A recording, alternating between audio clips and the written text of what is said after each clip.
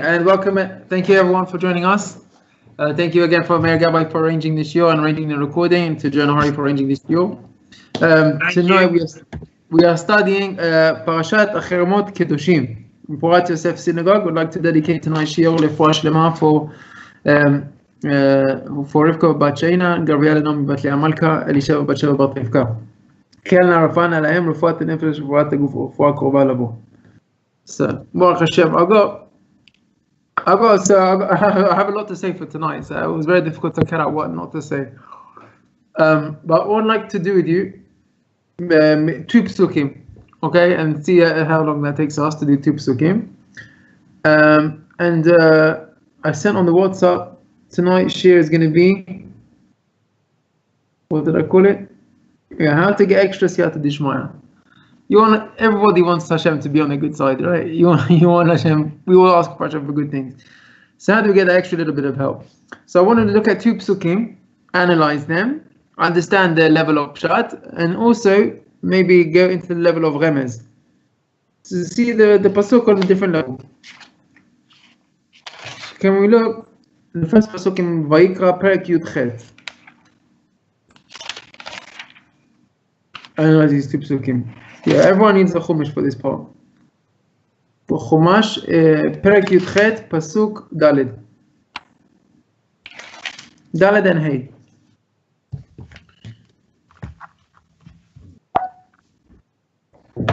And we yeah.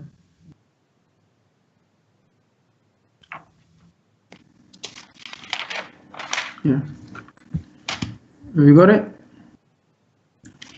So it starts with Mishpatai Tasu? Excellent. That's the two psukim, yeah. So, B'chavod Gilad, you started off. You can read. The first pasuk, Daled. את משפטי תעשו ואת חוקותי תשמרו ללכת בהם, אני השם אלוקיכם, ושמרתם את חוקותי ואת משפטי אשר יעשה אותם האדם, וחי בהם אני השם. Alright. So first of all, let's translate it. But straight away, what do you notice, Gilad?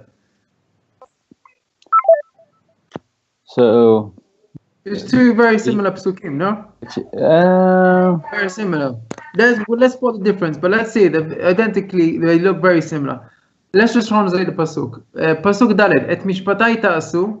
That means you should do my commandments. Ve'et chukotai tishmeru, which also means keep my commandments. Lelechet bahem, to go in their ways. Ani Hashem Elokechem. I am the Lord Hashem your God. Pasuk He'ud. Ushmartem et chukotai, and you keep my commandments. Ve'et mishpatai, and my laws. Asher yaseh otam ha'adam v'chai bahem ani Hashem. So both the psukim start off talking about fulfill my mitzvot, and they all end up with Ani Hashem. Right, so that's a similarity. It seems almost repetitive. Okay, now the fun part comes along. Has everyone got a chumash? Mao, do you have a chumash? Yes, of course.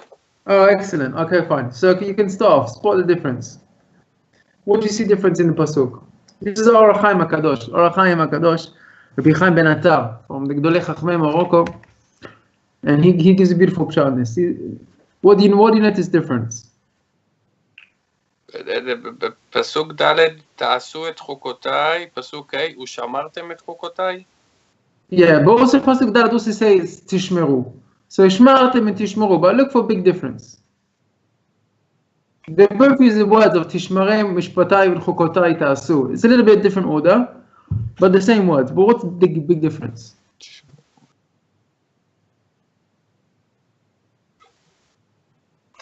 ללכת בהם וחי בהם. Okay, excellent. So you already made the difference. In the first pasuk it says ללכת בהם, and in the second pasuk it says יעשה אותם האדם וחי בהם. That's very good. And I have one more difference at the end of the pasuk. What do you notice? Oh, you see that in one there is Ani Hashem Elokechem, and the second is Ani Hashem. So there is in the second there is only Chesed. Okay, excellent. So that's exactly what I wanted to get at. So if you make the observation, in the first pasuk it says Ani Hashem Elokechem, and the second pasuk just says Ani Hashem. Oriel, are you with us? It's very important. What's the difference between Hashem and Elokim? we said Hashem is also Midat HaRachamim, Midat HaChesed, and Elokim is Midat HaDin. So first of all, the Or HaChaim HaKadosh explains on the level of Pshat. He says there's a Gemara in Sanhedrin. What's the law of somebody needs to keep the Torah? Right? Mishpatai ta'asu v'chukotai tishmeru. Now what happens if there's a sakana? And to fulfill the mitzvot, you're going to need to die. What's the halacha? It depends which. Oh, excellent. Other than some exceptions, you're allowed not to do. You're allowed? Not to do. You're allowed. And you're allowed not to, but you have a choice? Well, it depends who you ask. And I think that Rambam had a different approach, right? What does Rambam say? That other than 3 exceptions, if your life is in danger, you're allowed not to do. Yes. But okay, so go on, but I'm not sure if you have a choice. Okay, so as far as I remember, according to Shulchan Aruch, I don't know if could be the Rambam is different, but I think remember according to Shulchan Aruch, you have to do it because this is we learn from this pasuk. V'shmartem et chukotai v'et mishpatai asher yaseh otam adam v'chai bahem. V'chai bahem means like this. Let me just give an example. A person has to do Shabbat, right? And somebody has you see an accident on Shabbat, somebody gets run over, yeah, or was a child get hit. So what do you need to do? The child needs medical help. You have to do Michalel Shabbat, either drive him to hospital or call ambulance. And this is the top pasuk tells us, Asher yaseh otam, you do the mitzvot more Shabbat. So what Shabbat? V'chai bahem. The mitzvah is to do the mitzvah of Shabbat and to live with them. You shouldn't die, let a person die in an accident because you're keeping Shabbat. That's not how you keep Shabbat. And in fact, Shulchan Aruch says it's mitzvah and zrizin, and even the rabbi of the community, he's the one who's supposed to call the ambulance or do the chilul Shabbat to show everyone that's important. V'chai bahem. So this is every mitzvah in the Torah. Also eating taref, eating chazir, gneva, stealing, whatever you need to do to save your life, is a mitzvah v'chai bahem, apart from the exception of 3 mitzvot. What's the 3 mitzvot? 3 mitzvot, that if there's an option to die or to do the mitzvot, or to be Arayot. Gilui Arayot, very good. That's one. Exactly, that's the 3. Avodah Zarah, Gilui Arayot, and Shfichut Damim. Immorality, murder, and idolatry. These are the 3 mitzvot. Now, the Or HaChaim HaKadosh says this is a remez in the first pasuk, because it says it's et mishpatai ta'asu ve'et chukotai tishmeru lalechet bahem. You need to go with them. Ani Hashem Elokechem din. That means when you need to keep my mitzvot, this is referring to the 3 mitzvot that you have to give up your life. Lalechet bahem ani Hashem Elokechem. And the second pasuk is telling us that all the other mitzvot, this is a remez to all the other mitzvot. Asher yaseh otam adam v'chai bahem ani Hashem rachamim. Ani Hashem, that these are the mitzvot that you live with. You need to live with them.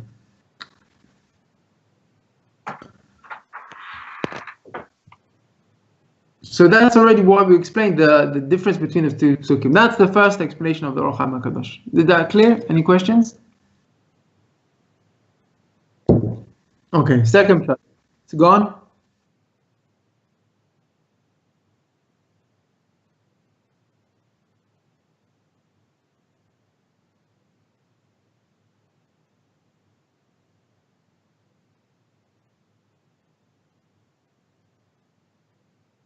Yeah, very good.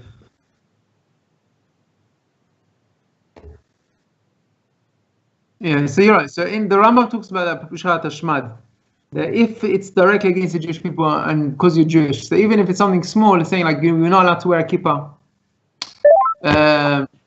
not allowed to wear a kippah, and it's against you because you're Jewish, whatever it is, even if it's something small, minimal, but it's Pushat Hashmad to. No, so that just fits into all the 3 mitzvot that you have to kill yourself. Yeah, that is like the 4th one. But that it's also under the category of Avodah Zarah, because it's like that's leaving your religion. That is a religion. Okay, so I want to move on to the next part, and this is really why I brought this pasuk as well. The Or HaChaim Kadosh is it? Yeah, the Or HaChaim says like this. What does it mean b'chai bahem? When you do mitzvot, can you see there's a difference between lalechet and ya'aseh atam ha'adam? there's going in the way of mitzvot, or yaseh, or doing the mitzvot, making a special effort to go out your way and doing them. Yaseh ota adam v'chai b'hem. And the Or Chaim HaKadosh has a beautiful explanation of it. He says that the person gets reward in Olam Haba for his mitzvot. But this pasuk teaches you that going in the way of Hashem, it doesn't just get you schar in Olam Haba. It's v'chai b'hem in this world. Because v'chai b'hem, it's like he explains it's a tosefet. It's you get reward in this world, v'chai b'hem. You get to live in this world. Yeah. What do I mean by that? Let me explain what I mean. He says that there's a reward which you don't see that comes in the Olam Haba. Yeah. And now he explained there's two separate parts of the pasuk. The first part of the pasuk is lalechet bahem, which is in the future. That's in Olam Haba. But there's a certain level of mitzvot asher yaseh adam adam v'chai bahem, and they give him life. That means they give him reward, and he calls it schar in Olam Hazeh. Why doesn't it say v'yichye bahem in the future? V'chai bahem means they live with him now. Right? Lalechet is like a future language, lalechet to go, but v'chai bahem is in the present tense, and it doesn't mean future. It doesn't mean yaseh adam v'yichye bahem l'olam haba. It says v'chai bahem in this world, that they will revive him and they'll give him reward, and that's like the time of mitzvot of reward. Now the Or Chaim says something very, very beautiful. He says that the two olamot. He says, have you heard of the Gemara in Kedushin? Schar b'mitzvah b'hai al maleka. What does that mean? Person does a mitzvot, schar mitzvah b'hai al maleka. In this world, it's not the world of mitzvot. People think this is the world of presents. Yeah? This is the world of good life. It's not world of good life. This world is olam ha'avodah. We're here for working. Adam le'amal yulad. Right? Everyone thinks, okay, 9 o'clock evening, it's time to relax, take an early night shower, go to bed. No, you come for the Shiur Torah, you switch on the Skype, you wait till everyone gets in, and now we do Olam HaAvodah, we're learning the Torah. That's what we're here for. This is Olam HaAvodah. But this is why are we doing it here for? This is what we're coming. The presence is in Olam Haba.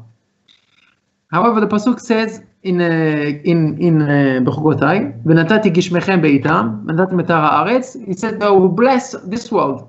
You have plenty. You'll be successful. You have parnasa. You have riches." That's what promises in world. So the Or Chaim Kadosh says like this. He said there's two parts. It's something which is called keren kayemet le'olam haba, v'peroteim be'olam hazeh. And there's a few approaches to this, but he says that I'll give you an analogy. Okay.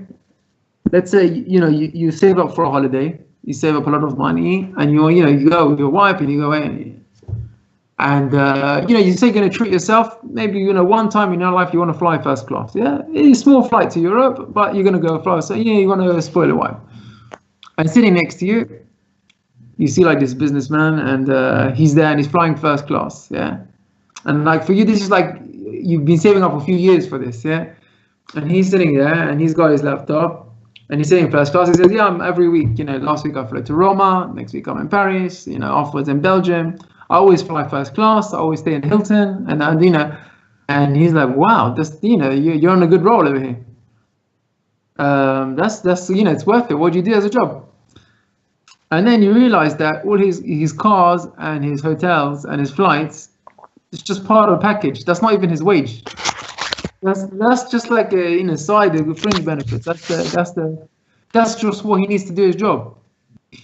And he says that's the schar ba'olam hazeh b'chai b'hem. That a person in this world, what's the reward? So you get parnasa, okay, you got health, you got children. It's beautiful things, and people pray for them. But when you're doing the word of Hashem, you're on the service. You're working for Hashem. It's on the bill. It's nothing to do with the schar. The fact that you're living in the house in a Jewish neighborhood, the fact that you got a good education for your kids, everything which Hashem gives you in this world is just to provide you to be able to work for Him. You're just working Him if you travel with Him. That's what v'chai b'hem.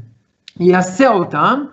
You do the mitzvot, v'chai b'hem, and you get rewarded in this world. But to live, what for living? In order to work. But olam haba, that's the real schar, the real reward comes in olam haba. Now I want to share with you a beautiful story. And this is what I meant. The Rav Dessler, Rav Eliyahu Dessler, one of the big Baalei Musar in the previous generation. He said that a person can get a special Siyata Dishmaya when he does mitzvah b'misirut nefesh.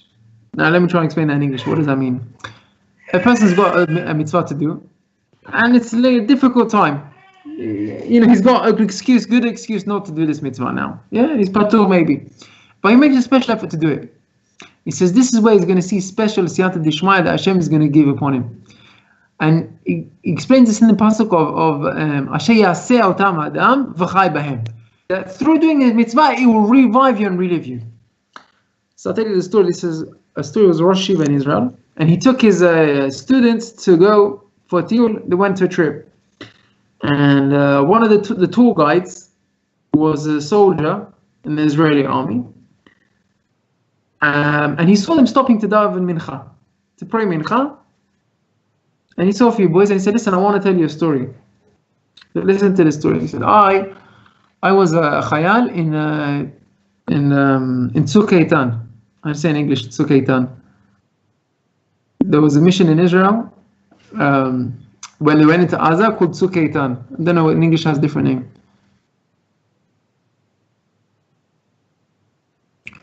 And one of the times he said that they were for 2 days, they didn't sleep. They didn't sleep for 2 days. They were exhausted from tired. And they had to find some rest. They were a group of soldiers, and they were working very hard in the middle of the war.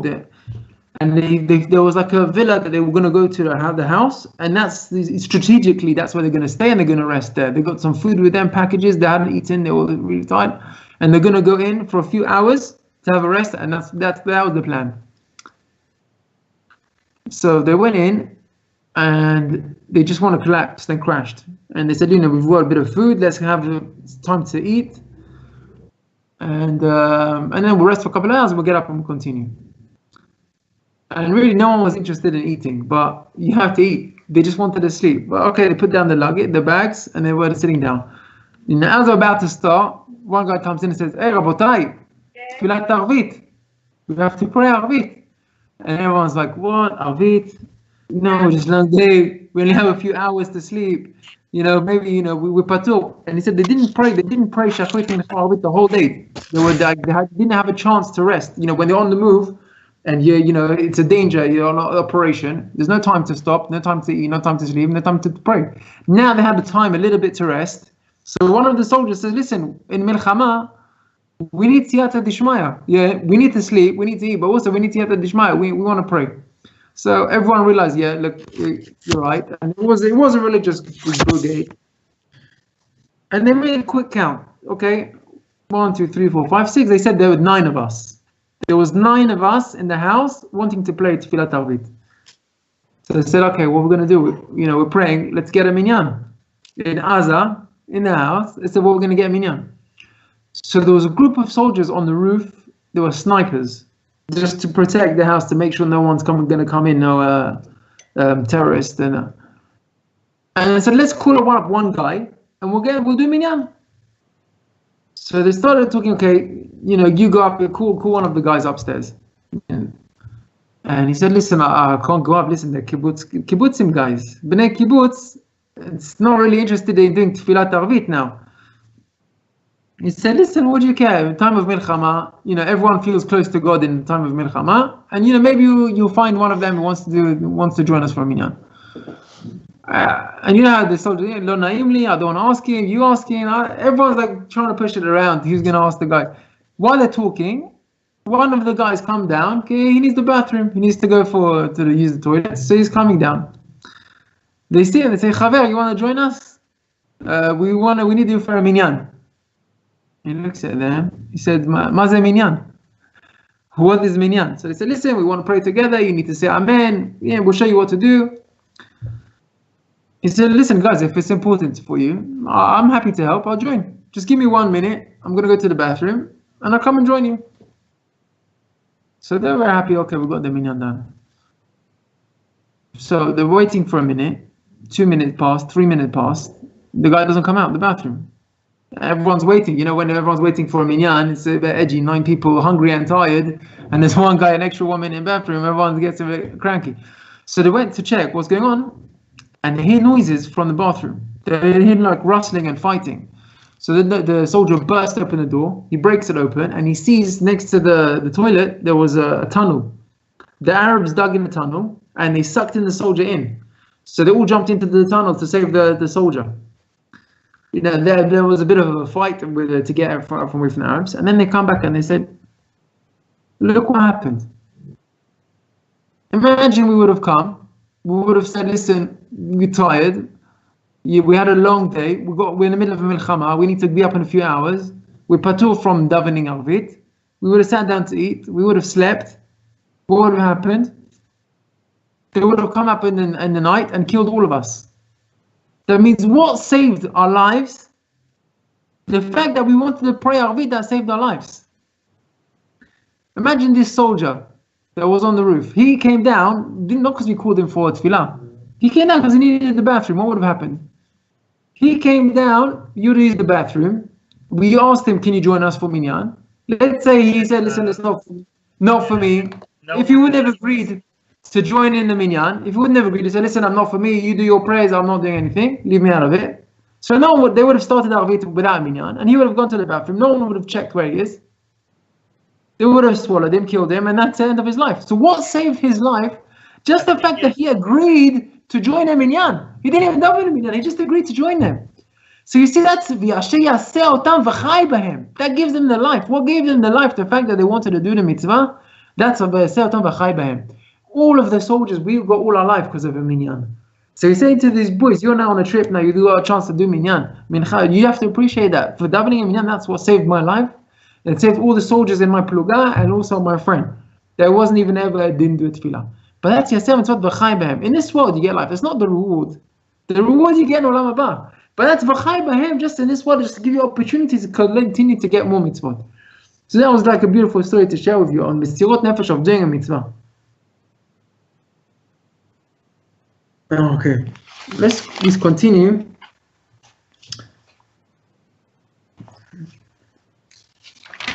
In Parashat Kedoshim.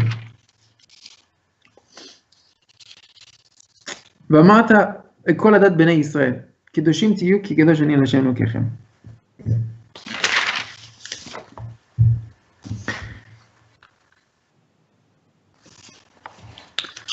I'll tell you, there's a story of, let me ask you a question. How much should you love your fellow Jew? Your friend? Should you love yourself? Oh, very good. Where'd you get that from? Very good. So that's this week's parasha. That's Amar Rabbi Akiva. זה כלל גדול בתורה. ואהבת לרעך כמוך. You have to love your friend as yourself. Now, did you know, I didn't know this, I just found out today, there's Shita of Ben Azai. Ben Azai, he argues with Rabbi Akiva. He says, כל אדם יאהב את חברו כאילו הוא תולדה שלו. רבי עקיבא סבר כל אדם יאהב חברו כעצמו. ובן עזאי סובר אדם יאהב את בנו. You have to love your friend like you love your son. And the Midrash says that Ben Azai, he holds אדם אוהב את בנו יותר מגופו. Who do you love more, yourself or your son? So according to Ben Azai, he said you love your son more. So when you look at your fellow Jew, you're supposed to love him like you love your son, which is even more than yourself. That's even more than v'ahavta l'reacha kamocha. So I don't know how he puts it into the pasuk. Kamocha means like yourself. Maybe it means a bit more than yourself. But Kol Am Yisrael, every Jew, you know, we all love each other. And I remember once there's a story of Pesach Cohen said he was in New York, and he stopped. He was driving down, and he saw there was a Jew. He was stranded with his car. So what do you do when you see, you know, your friend? You see a Jew, he's stuck with his car. So you get out, you try and help him out. And then, you know, he was talking to him, schmoozing. He said, "Where you from? Are you out of town?" "Yeah, I'm from Detroit." "Oh, very nice. I got family there." "Do you know the Goldstein?" "No." Do you know Rabbi Rubinoff?" He says, "No." He said, "Where do you daven?" He goes, "Daven." "You know, what synagogue do you go to?" He goes, "I don't go to synagogue. I'm not Jewish." He said, "You're not Jewish? What, you have a kippah?" He said, "What, this?" "Yeah, I just put on because they told me if I ever get stuck in New York, I'll put this on my head and someone comes to help me." That's what he said. He said, Am Yisrael, they help each other. You see a Jew, and you automatically go and help him. There's a story for Rav. There was a tzaddik in Yerushalayim called Rav Gedaliahu Moshe Mizvil. He was a big tzaddik in Yerushalayim, and he prayed before, at the end of his life when he died. He said many times the pasuk Perek in Tehillim, Mizmor David, Mi Yagur Hashem Bo'alecha. Let me just find the pasuk. There's a Perek Tehillim, and he says it over and over again, this Perek in Tehillim. And his Talmid, he asked him, Rabbi, can you tell me why do you say this Perek in Tehillim? Perek Tetvav. Mizmor David, Mi Yagur Bo'alecha, Mi Yishkon Behar Kodshecha. Again and again, he repeated it again.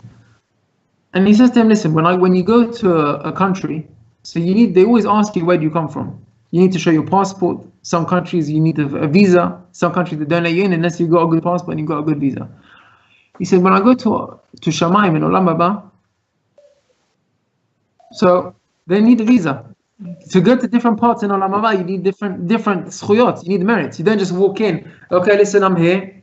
I was a Jew. I lived my life, 70 years, 120 years. Let me in. There's different places where you go. Some you can only get in if you learn Torah. Some you only get in if you do tefillah. You're about tefillah. If you do chesed, you get in a different place. If you do a bal, it gets into a different place. You don't get into all of them. But there's one magic passport, is a visa, gets you in everywhere.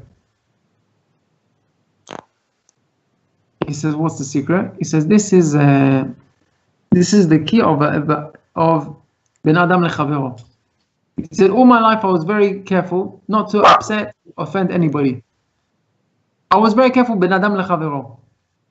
And he said, this is what David HaMelech says in Perek Tehillim. He says, Mi Yagur Bo'alecha, who's going to live in your tent? Mi Yishkan Behar Kodshecha, who's going to merit to go in? Bo'alecha, that means in Olam Haba, to get in, to close to HaKadosh Baruch Hu.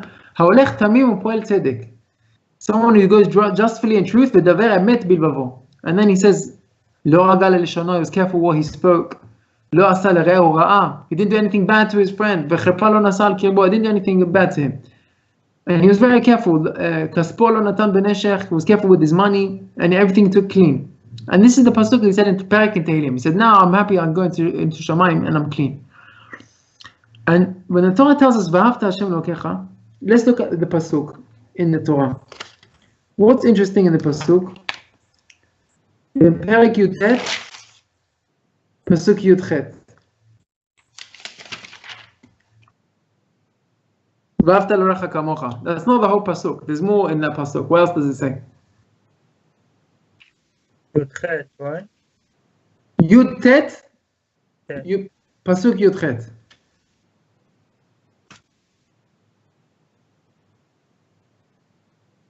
So the Chidah says that Ahavat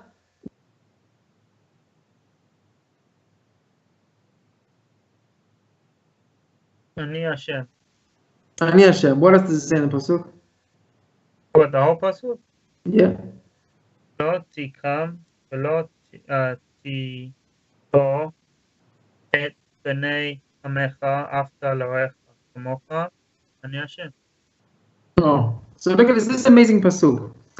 What is it? First of all, you got a few different mitzvot in this pasuk. You got mitzvah of lo tikom.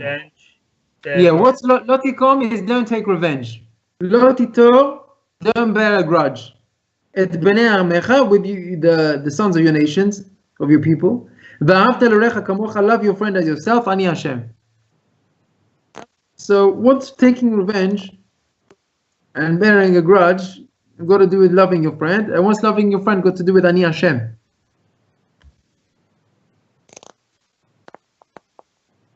No, do you see that? Does that bother you, that question? If you love yourself, then you automatically love Hashem, because excellent. You hate your friend when you realize that everything's from Hashem, and you can never. Exactly. That's what I'm saying. That's the Chidah. He says, "Bichlal ahavat Hashem hu yishiyav et chavero. V'ahavta l'orecha kamocha ani Hashem." If you love your friend, im ata ohev l'orecha ani Hashem, it's as if you love me. You want to love me? You love my son. You don't love my son, you don't love me. That's Hashem says. Ani Hashem, everyone is part of him. And he says, Adam, in order to, the love of Am Yisrael between us, that's what connects all of us together. So the person can't fulfill the whole Torah on his own. To keep the Torah, the mitzvot, there's different mitzvot for different people. Some mitzvah only a Kohen can keep. Some mitzvot only a Yisrael can keep. Some mitzvot only someone who's married can keep. Someone only in divorce can keep. Different thing mitzvot, and all the way we can keep the whole Torah is only. What about some people that talk so badly against Hashem or talk badly against really big people? Can you still love them? I mean, they're in a sense spitting in Hashem's face. So the only exception is someone who's apikores. Apikores is a mitzvah to not love them, to be soned them, but even them only to hate the bad actions. Yeah. But we should still love them enough as Jews to pray for them to do teshuvah. Yeah, no, true. We should like, love them. Like if someone talks bad about my father, well, I'm going to love that person now. No, so that exactly no. So the Gemara says that it's mitzvah to be soned, but also at the same time you pray for them to do teshuvah, because that is really what Hashem wants. Oh, speak up, man.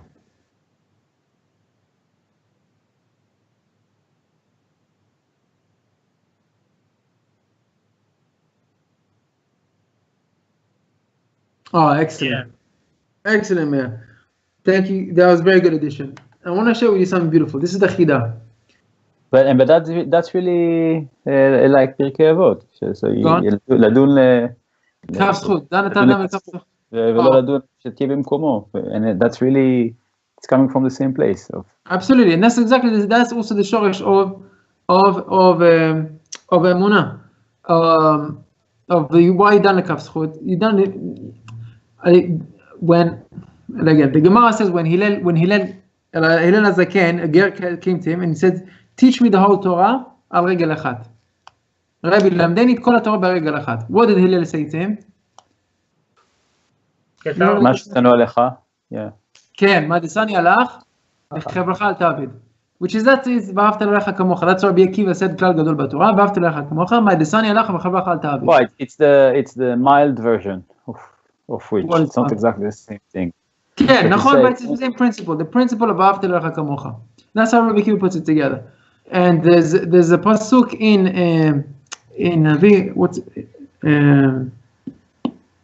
Chavakuk. ובא חבקוק במידה מנחת, צדיק באמונתו יחיה.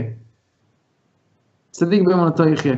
And the sword of Emunah and Ahavat Hashem, it goes together that's what it means, Ani Hashem. Ani Hashem is the sword of Ben Adam Lemakom. Ani Hashem. ואהבת לרעך כמוך, that is the klal of Ben Adam Lechavero. That means if you put all the mitzvot of Adam Lechavero together, you come into one principle, ואהבת לרעך כמוך.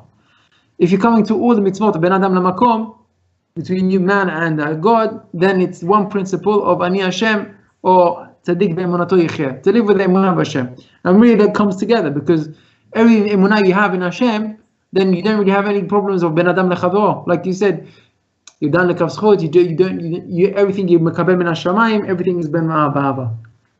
Now, I want to show you a beautiful, beautiful idea based on the Rav Chida. Are you ready for this? This is beautiful. It says like this. What does it mean? Lo tikom velo titor. Now we are all good Jews, right? I ask everybody in the Shiur now, do you love Am Yisrael? Of course I love Am Yisrael. Yeah, I take you now to Israel, and I take you to a group of soldiers, and everyone's hugging. Yeah, we love Am Yisrael. We all hug the soldiers, right?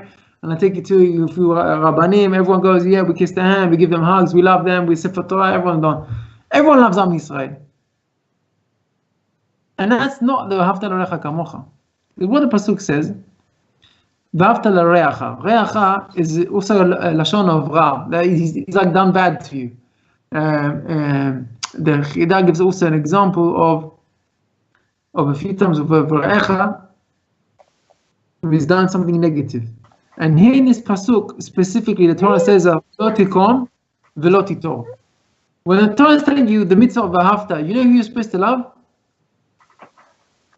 You're supposed to love the person that you're thinking about taking revenge, right? He's done something bad to you, okay? I don't know what he did. He done something mild, right? He took your seat and I don't know, he left you out. Lotikom, or he didn't want to help you out when you were stuck. So the Torah says Lotikom. Don't take revenge. Not only don't take revenge, don't even bear a grudge. That means when he asks you for a favor, you be kind to him, and don't even remind him what he did wrong to you. And not only that, this guy who did gra to you, he was bad to you, him you have to love. And you go after him and you love him.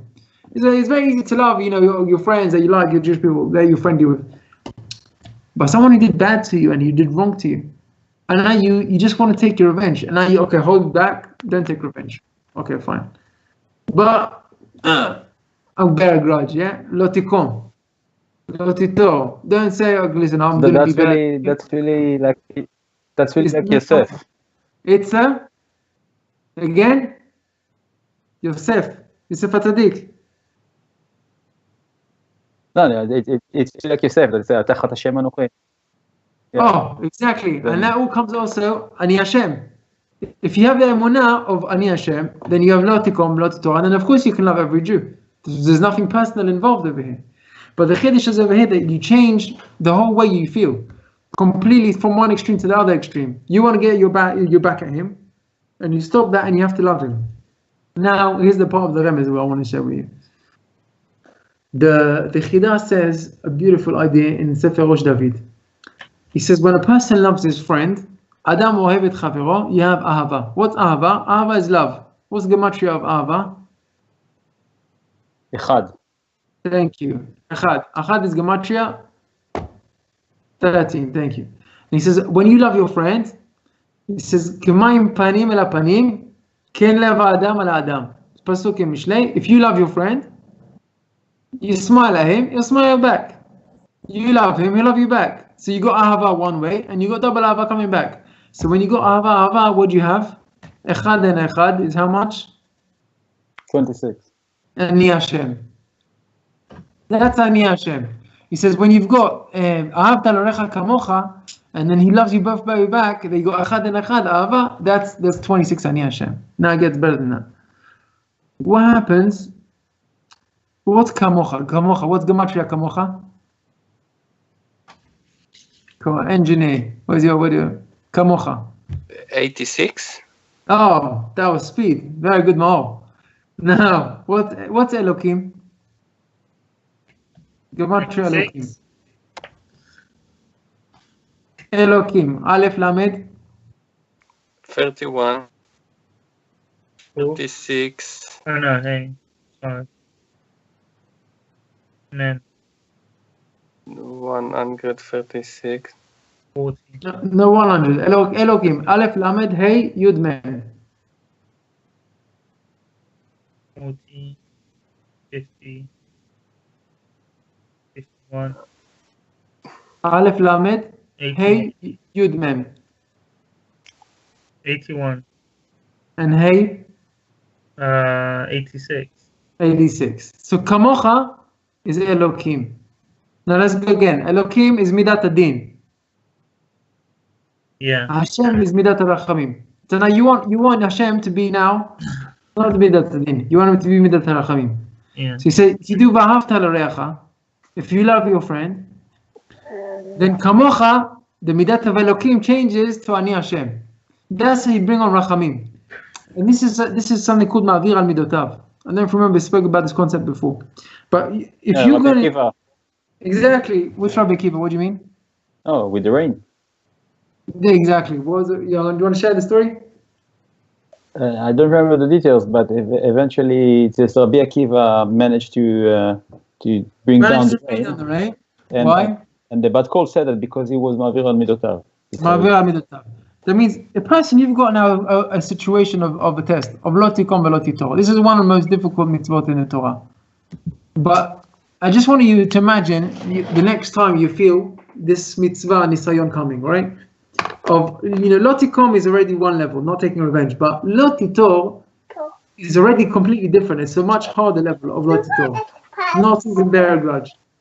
But now just think of yourself next time you're in a situation. Focus all your energy to V'ahavta l'orecha kamocha. And you can change all the midat of Elokim to Ani Hashem, to Rachamim. You completely change everything around and bring it to Ani Hashem. That means you can change your whole life into Rachamim. And when you've got this nisayon and Next time, if you just think about that, I'm going to love this Jew because he's a Jew. And I think, Ani Hashem, everything is min hashamayim. The fact he didn't want to help me, maybe I lost money from it. Maybe I ended up losing big money from it, or I lost something big. And it cost me a lot of time, and it wasted my energy. But if I realize Ani Hashem, then it's nothing to do with him personally. And if I leave him out of it, I can love him. And then I can change all my life to Ani Hashem. You're living on a different level now. You're living on a God that opens up Birkat Shamayim B'Shefa. You can open up the world if you just do this. I'm just going to share with you one story. I heard this today. And I don't know, I was very emotional about this story. I'm going to share with you. And just put yourselves into trying to feel the story what I mean. There was a just how you can bring what you can do when you change your attitude and to loving other Jews and not thinking about yourself. And then, it's not a story about tzaddik. It's about a simple boy. There was a yeshiva in Eretz Israel, and the time of Ben Azmanim is the holiday times, right? In the times of in the summer times, then the yeshiva is closed down for 2-3 weeks. Everyone goes home with their families. There's a few boys who stayed around in the yeshiva. And the Rosh Yeshiva came around one evening and he said, listen, there's a close a family or friend. There's a child who's in hospital and the situation is life-threatening. Mamash matzav pikuach nefesh. He said, I want to take a minyan of boys, yeshiva boys, I don't know how those young teenagers, and we'll go to the kotel. The chatzot is a midnight, is Shat Rachamim. And we're going to do all the Perkei Tehillim of his name. All his name, Perkei Tehillim, we do the Tikkun of the Chida, and we do 36 Parkim of Tehillim. And then, B'ezrat Hashem, we'll give him a refuah shlema. Okay? So he asked one of the boys, listen, can you get me a minyan? And we'll leave at 12 o'clock, we'll be caught at 12:30. So he asked a few boys. He asked, everyone said, yeah, of course, I'll come and I'll join. One boy said, no, I'm not coming. And he says, listen, we need you. We really need you. You're the minyan. So he says, listen, I can't come. I'm going home. I need to go home. Okay. So he went back to the Rosh Yeshiva and he said, listen, I've got 9 guys. I don't have 10. So he said, okay, why didn't you ask Shlomi, the guy in the corner? He said, I already asked him. He said no. I said, what do you mean he said no? He's a good boy. Well, I don't believe he said no. He said, yeah, I asked him. He said he needs to go home. He said, send him to my office. Is the recording clear? Please stop me if you... Yeah. Oh, welcome back, Joe. Nice, thank you for joining us. So the Rosh Yeshiva called him over and he said, listen, can you tell me, what's going on? It's very unlike you that you don't want to join us. We're going for a mitzvah, for tefillah. Usually you're very into it. He said, listen, Rabbi, I'll be honest, I've really got to go home.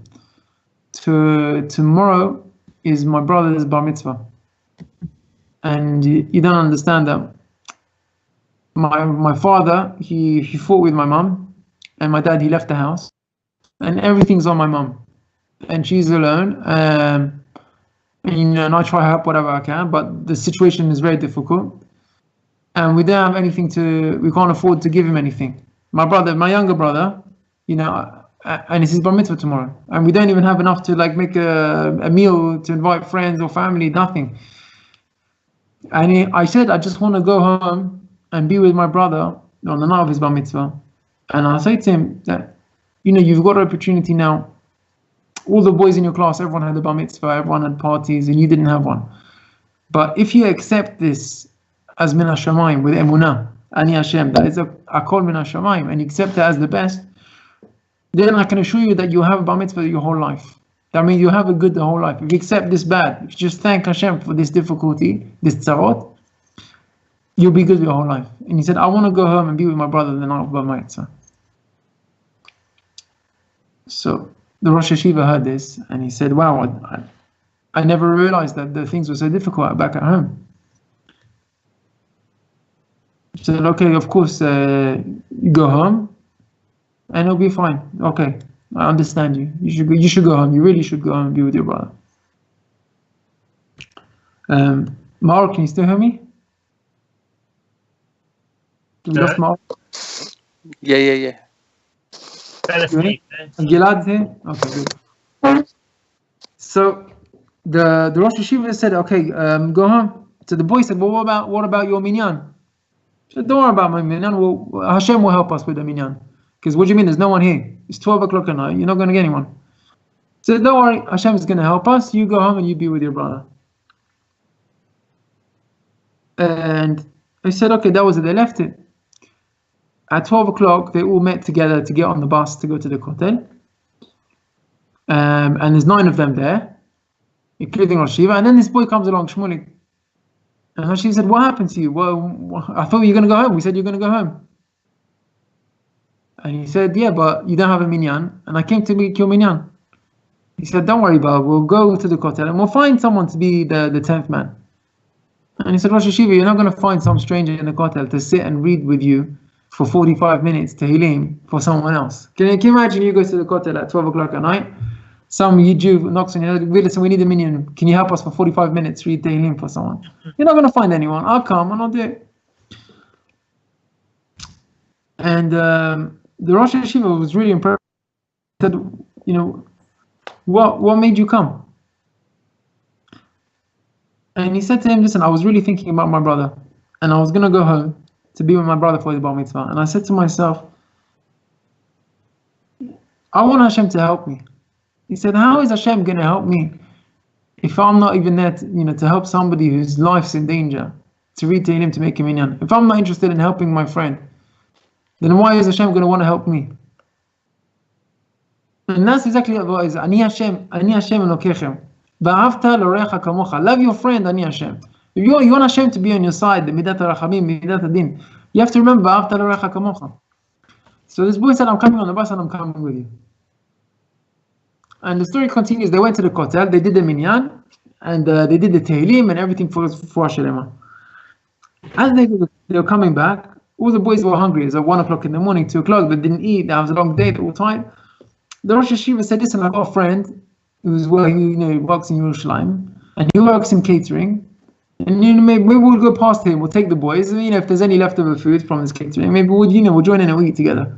So yeah, he called up his friend Moshe, said, can we come? He said, yeah, of course, come. You bring in the boys from the yeshiva, they all sat down, they were all eating. Then this guy Moshe, he speaks to Rosh Hashiva, he says, listen, you don't understand what happened to me today. I had 180, I had the order for tomorrow night for 180 manot. That means for 180 people, I ordered for dinner.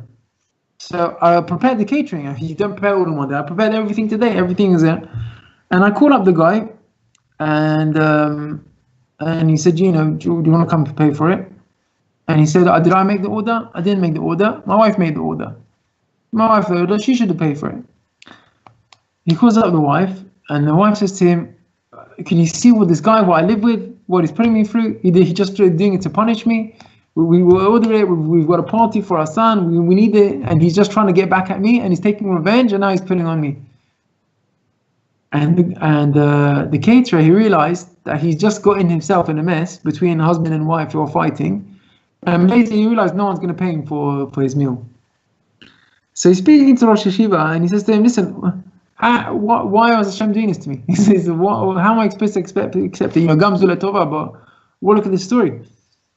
So the Rosh Hashiva says to him, listen, let me tell you this story. Can you see that boy in the corner? He said, yeah, I can see him. He looks like a good boy. Yeah, he's praying and he's very sincere. And while he was at the kotel, he was praying for his brother as well. And obviously, he was pouring his eyes out, he's crying. And he told him the whole story. He said, listen, his brother, his bar mitzvah, his mom, his dad. And the guy, Moshe said, okay, I've got an idea. He calls over the son. He says, listen, I've got this food. It's all ready. It's all going to waste. I don't want it to go to waste. I've heard your brother's got bar mitzvah. I want it all for you.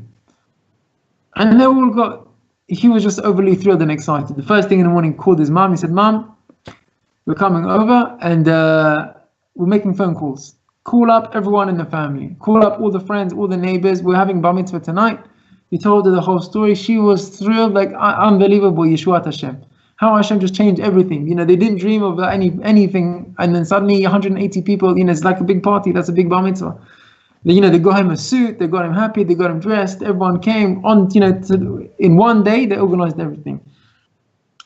And you see, that's the lesson that we learn over here. You just love your friend. This is what he did. He cared for someone. He gave up from himself. He said, my brother is my brother, but someone is dying here. I need to help Am Yisrael. They want to get me on, they need me. And he put himself out of his way, and he went to the kotel and he cried his heart, and Hashem helped him. You would have never dreamed to have such a Yeshua. And you see that, you know, if you go out of your way just to do that little bit extra, to do it, then Hashem can open you Sharei Shamayim and have a major Siyata Dishmaya.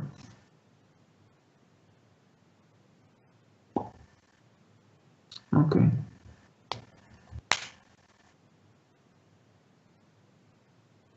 So maybe I'll stop here for the Shiur, for the parasha. You want to do some halachot? Oh, okay. Yeah. Yes, if you have time, Rabbi. Yeah. So last week we spoke a little bit about Washing the hands. Well, exactly, washing hands. No, I don't remember how far did we get. Did we speak about? So if you speak about washing hands with the bottle? Yeah, no. If you just been to the toilet, you wash your hands daily. Did you wash your hands and then do Netilat Yadayim? You do something in between, like tie your shoelaces. Exactly. So we said that there's a better way of not doing that, because according to some opinions that's exactly, that's the best way. We said the best way is you come out of the toilet, you just wash your hands under the tap, but 3 times without any kli, and then make a bracha asher yatzar, and then use a kli, and then wash your hands like you do for a meal of 3 on the right and then 3 on the left. Now, very interesting. What do you do first? If you just come out of the toilet, and you want to wash your hands for hygiene, do you do asher yatzar and then wash your hands, and then, okay? Do you wash your hands with soap, dry them, and then do asher yatzar, or because drying them is part of the process, part of the asher yatzar? You come out, wash your hands, say the bracha, and then dry your hands. Usually, what do you do? If your hands are dirty. Yeah, so when you wash your hands for the bathroom, for the toilet, it's different to when you wash your hands for eating. And you can wash your hands with soap, and then when you wash off the soap, do it 3 times under the tap. Then you can dry them and go out of the toilet and make a bracha asher yatzar. But when you wash your hands for food, it's very important that you make a bracha while your hands are still wet. So you should not, you make the bracha while it's still wet, and then you dry them after you make the bracha. And asher yatzar, you dry them and then say the bracha. Yeah, you can. It doesn't make a difference. You can do it with, before, or after. Now, what's very important? What happens if you wash your hands for a meal and someone else touches your hand that didn't wash yet? You wash your hands again. Oh, so very good. So that, sorry? Yeah, it depends. It depends. It depends if your hands are wet or dry. If you washed your hands and you made the bracha, and your hands are still wet, if someone else touches you, then they metameh your hands because your hands are wet. Then again, you wash them again. But if your hands are dry and you already dried them, then you can do high fives with everyone and say Shabbat Shalom. You have to wash your hands again. Because your hands are already dry, it doesn't make a difference. Once you dry them and you made the bracha, you're clean. Now I want to make you watch which cup do you need for Netilat Yadayim. It's very important that the Netilat Yadayim comes from a kli. That was the difference between going to the bathroom and going for Netilat Yadayim. You need to have a kli, which is kli is a vessel, a cup or a mug. No, it doesn't have to be a negava, so you can use any cup or mug. And asher yatzar, it can be a tap. It can be a tap, yeah. But for Netilat Yadayim, it's very important for the mitzvah, and this is really, it holds the whole bracha. We said Netilat Yadayim is a big skula for Ashirut, and someone who's mezalzel in Netilat Yadayim, that brings anyut, brings to poverty. No one wants to be mezalzel in Netilat Yadayim for food. And you want to make sure you got a kasher cup. What does a cup which is kasher mean? It obviously has to be big enough. That means not like a tiny lachaim cup. It has to be a normal size. The drinking cup is enough. There is normal size, even a plastic cup is enough. However, it mustn't be cracked. Cracked is pasul, or if it's got a hole, it's also pasul. It needs to be a whole cup. It can be a plastic cup, paper cup, or a mug. And last week we spoke about Oriel's option to use a bottle. You can use a bottle. However, with the bottle, you have to make sure that you don't just you don't just hold the bottle and it pours out. You have to pour it with your hand, because you need human action of pouring the water. You can't just hold the bottle and then let it leak out as like a tap. You have to do human action and pour the water with your hand, like you do with a cup. Yeah. Okay, very interesting. I want to introduce you to an halakha which is called davar shetibulo b'mashkeh. Does anyone know what that means? No. No. Is Gilad still with us? No. Yeah, I think he's on mute. Oh, you are. Okay, good. So what's davar shetibulo b'mashkeh? There's 7 different liquids and fluids. Well, let me explain like this.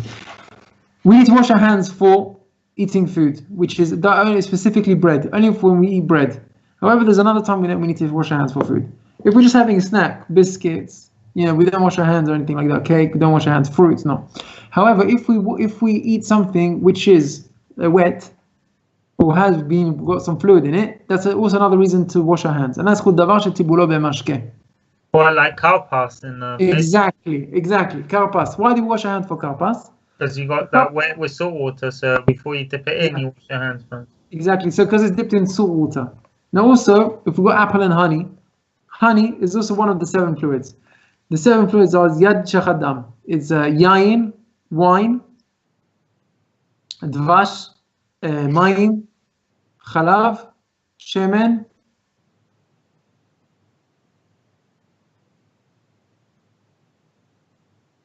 salt water.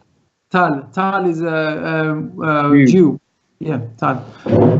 So anything which has got them. For example, now let's say you want to have your apple and honey. You need to also wash your hands. Any vegetables also, which is going to be bracha, no? Oh, excellent. So there's no bracha for this. You just do wash your hands without bracha. But there has to be the netilat yadayim has to be like your netilat yadayim for bread, but without bracha. That's the only difference. No. That's, for example, let's say you want to have olives. So olives usually come in what's called water, right? So if you take one of the olives, you need to wash your hands before eating that. Or it's if you got fruit which comes in a can. So you want to eat one of the fruits, so that's got juice. So that also you need to wash your hands if it's water. If you have like salad on Shabbat, so if you got some vegetables and you put lemon juice on them. So it's wet from the lemon juice, right? But lemon juice doesn't have the din of mashkeh because it's mei perot. So then you can eat it without washing your hand. Now the big difference comes when what happens if people like to dip your biscuit inside your coffee or your tea. So does that need to be netilat yadayim or not? I suppose if it's got milk, because you said milk was one of them. Milk, but also water, even without milk. Oh, okay, yeah, so yeah. It's also water. Okay. So now, what happens if you have a small amount? So what happens if you have a piece which is pachot mikazait? Do you still need to wash your hands or not? So maybe because it's only the act of actually, it's not the mitzvah, the bracha, it's actually just the act that you're going to dip something in. Oh. Even if it's a tiny bit, so I'm almost sure you'll have to wash as well. Oh, so in fact, the Ben Ish Chai says like you, but it's a machloket. If there's difference in opinion if you need to wash your hands on something which is smaller than a kazait, or only which is a shiur of kazait you need to wash your hands for. And the Ben Ish Chai brings a proof from karpas, because karpas and Leila Seder, everyone has karpas less than a kazait, and we still wash our hands. So he brings a proof from that, so we always need to do that. But according to Rabbi Ovadia Yosef, only if you have an amount which is a kazait, which is maybe like 2 or 3 biscuits, then you don't need to wash your hands. And in fact, the minhag of Morocco was also to be mekil, lekula, that we don't wash our hands, minhag Morocco, if it's less than a kazait, apart from Talmidei Chachamim and Yirat Shamayim. However, there's a very important exception. There's an exception of if the food is cooked. There's a difference between fruits or vegetables which are not cooked and something which is cooked. For example, a biscuit or a cake. And here if it's smaller than a kazait, and it's cooked, then we don't need to wash our hands according to everybody, even according to Ben Ish Chai. So let's say you've got a biscuit or a half a biscuit, and you just want to put half a biscuit in your coffee. You don't need to wash your hands according to everyone. Why? Because half a biscuit is smaller than a kazait, and the biscuit is cooked. So you've got two conditions. Also, another condition: if you use a spoon or a fork, and your hands don't actually get wet, also you don't need to wash your hands. Okay, so let's just summarize. I don't know actually. It's very interesting you say that, but it's different color because there's an opinion that you don't need to do maybe because it doesn't make kabel tuma. I don't know why, but there's three exceptions. If it's not, well, let's summarize it to 4 exceptions. If it's less than a kazait, according to some opinions, you don't need to do netilat yadayim. If you use a fork or a spoon and you don't touch it with your hands, also you don't need to do it. If it's less than a kazait, you don't need to do it. And if you got 2 of those, then according to everyone, you don't need to. So that means if it's cooked and you use a spoon, or if it's cooked and it's less than a kazait, you don't need to wash your hand. And if it's mei perot, if it's fruit juice, apple juice, or lemon juice, then you don't need to wash your hands at all, according to all the opinions. So when do you olives, which is not cooked, it's pickled, and you take it out from the liquid, then you have to wash your hands. Oh, so very interesting that you mentioned that. What is the din of kavush? Pickled is called kavush. So according to halakha, kavush kemevushal. Kavush is like it's cooked. So olives, they would be actually cooked. It's considered as if they're cooked. And if you're having less than a kazait, then you've got the 2 conditions of less than a kazait and cooked. You wouldn't need to wash your hands unless you eat them. But the thing is, with me, I add olive oil, a lot of olive oil to my olives before I eat them. Yeah, go on. So then it's in oil, then it becomes in an oil. Yeah, but oil is also one of the 7 mashkim which makes a mekabel tuma. It's not called fruit juice. Oil is not fruit juice. Yeah, so then you have to wash your hands. You would need to wash your hands if you were eating more than a kazait. Oh, okay. Okay, but fine. I've never done it before. I would start doing it. Okay. Is there any questions? It's not something that's really known. Okay, fine. So let's just do a summary of what we learned tonight, okay? We started off the learning tonight's parasha we learned about the chai bahem. There's the mitzvot that you need to give up your life for Hashem, and there's mitzvot that you need to live for Hashem. And even if you need to do a isur of Shabbat, do any averat, but because Hashem wants you to live with the Torah. And we said that's Ani Hashem, b'midat harachamim. Then we said the Or HaChaim HaKadosh. We said the mitzvot, they bring you life, and they give you life. And we said the story of the soldier in Suketan that he actually got his life back because he went to do the mitzvot. And we said the reward in this world is only the side benefits to help us to continue living. It's not the actual reward. It's just like the flying for first class or getting the hotel, but it's all on the bill because it's working for Hashem. And everything we get in this world, all the goodness, is just to be able to provide us with mitzvah. And really the schar is in the next world. This is the world that we work in. Then we said about the having loving all your friends, your fellow Jew. Every Jew is someone to love. And the story of the guy in New York who was stuck out with his car, he put on the kippah so a Jew would come and help him. We said that you have to love your friend as yourself, and according to some opinions, even more than yourself, like you love your son. And we said that when you love your Jew, that's when you love Hashem. And if you want to be, the Chidah says, Lo tikom velo tiktor. Who do you love? Who's your friend? The one that you feel like you want to take revenge against him. The one you're bearing a grudge. He's the one that you should love. And when you turn everything around, that becomes Ani Hashem. You get the Rachamim. Because V'ahavta l'recha kamocha, the kamocha Elokim changes into Rachamim. And that's how we said the story of the bar mitzvah boy. He gave up. It was difficult for him, and he went to pray for someone else, and then he got the biggest Yeshua that can happen. So let's remember that and take that with us with a lesson of the emunah of Ani Hashem. And the lessons we had of Netilat Yadayim, that we use a cup, a kli, and we wash our hands for food. Then before we dry them, we make the bracha. and we pour 3 times on the right and 3 times on the left. And when we go to the bathroom, we just use a tap. We don't need to use a kli. The kli has to be the size of a drinking cup, and it can be plastic or paper, but it doesn't have any cracks or holes in it. And we said that also when you have tibulot mashkeh, something which is dipped in water or oil or wine or honey, that we need to wash our hands, but without a bracha, like the karpas. And we give the exception of if it's fruit juice or lemon juice, we don't wash our hands. If it's cooked or we use a spoon, then also they need to wash our hands. And if it's a small amount, less than a kazait, it's a machloket, a minhag Morocco is that we don't need to do it. But Yireh Shamayim does wash his hands unless it has also less than a kazait and it's cooked. Then you have two conditions to patur, and you patur from washing your hand. Thank you very much for tonight. I hope you enjoyed this year. And can I just say something? One last thing. Just want to wish the Rabbi and your family Mazal Tov. The amazing news about Rabbi Aviram. Yeah, that was amazing. Become a Dayan? Did he become a Dayan? Yes. So yeah, we wish him Mazal Tov, my brother. Rabbi Abraham. Yes. Mazal Tov. Amazing news. I don't know who was in the synagogue who heard Michel announced, but it's a great zechut for the family. Mazal Tov. And he might be coming to London. Yeah, so it's big news for everyone and the family as well, and also for the community. That we've also Moroccan Dayan on the Sephardi London Beit Din. He's going to be joining Dayan David as the Dayan David sitting on the head of the Beit Din, and then he's also going to be on the Beit Din, also working for the Beit Din of Gittin and Gerut, and he's going to also service for the community. He's the most qualified by the Din in the family. Is actually Dayan, my brother Rabbi Avraham. Wow. And very lucky in London that he's gonna have him, and we're very proud of him, and you're gonna have benefit from him. He's gonna be coming in once a month for a few days, so you'll see him more often. Okay, thank you very much. I wish you a good night to all. Shabbat shalom. Chazak u'baruch. Good night. Thank you. All right, thank you.